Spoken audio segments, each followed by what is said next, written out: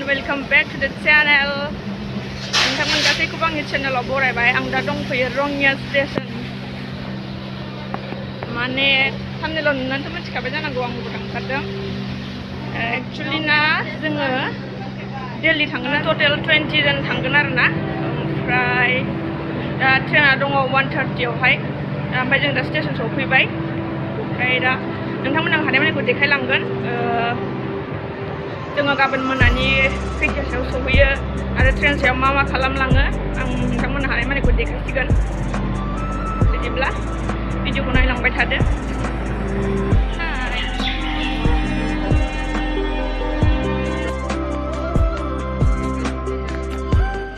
जोंनि दिल्ली थांगोन ग्रुप बिसोरो, जों जयैनो थांगोन। जोङो टटेल 20+ दङ गासै।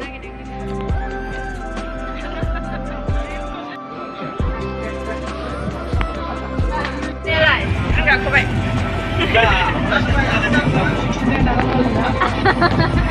ओमफ्राय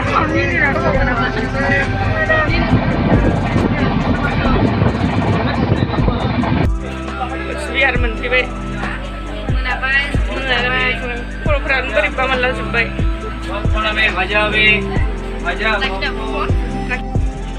माबानि कुचबिहार स्टेसन। कुचबिहार स्टेसनाव फैदों दा। ओंखारथ'दों दसे रेस्ट लानो।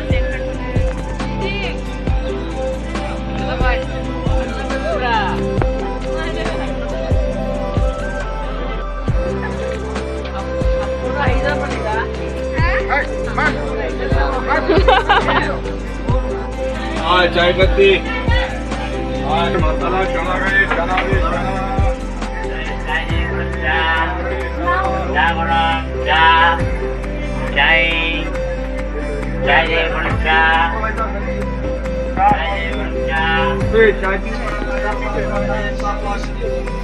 पापड़ खाइए पापड़ पानी सब्जी रोटी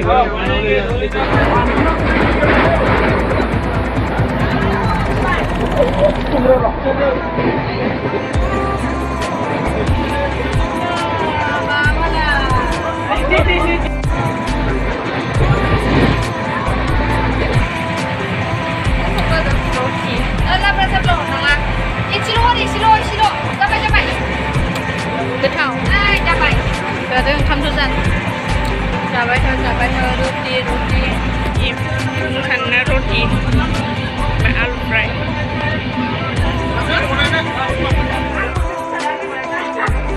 आइनाया बायबाय।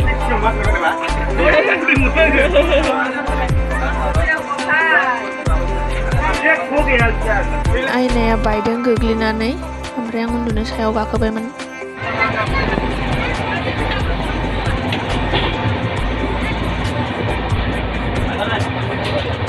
टाइमा हरनि 2:35 जाबायमोन। ओमफ्राय बयबो उन्दुलांफ्रामजोबदोंआनो। लाइट खोमोरनायखाय खोमसि जादों।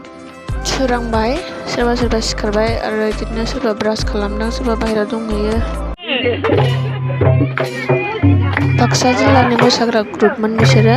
ओमफ्राय ट्रेन सायावनो बिदिनो दसे सोरबा सोरबा गान खनदों, सोरबा खाम दामदों, एसे रंजादोंमोन आरो।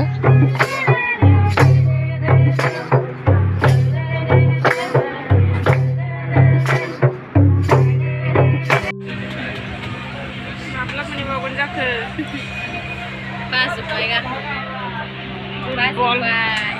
गाखोनानै बाजोब्बाय, दुरबल मोनजोब्बाय, बेमारि जाजोब्बाय। लोमजाना उन्दुना दं नै।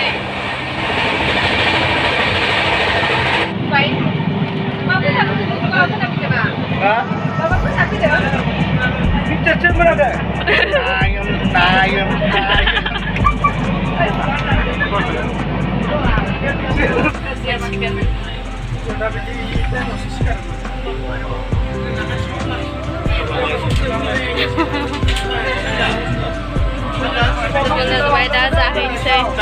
ट्रेनावबो मुगैनानै जाखायोबाय। हाया जोंखौ नोंसोर गोजामफोरा जागोन दे। माबा ओइ स्कुल माबाखौ ओरै खाबथाना लाखानांसिगोन आखायाव, जाहाथे गोमायै बायदि। गाखोदो।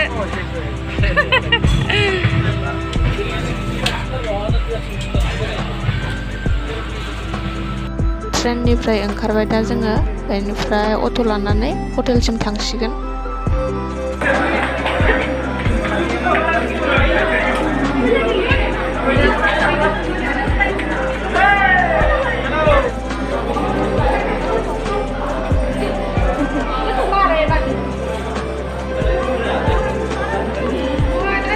जों दा रुमाव सफैबाय ओमफ्राय बिराद मेंबोबाय बिराद खस्थ' मोनबोबाय फ्रेस जाना लानोसै ओमफ्राय दिनै भिडिअखौ बेखिनियावनो फोजोबबाय।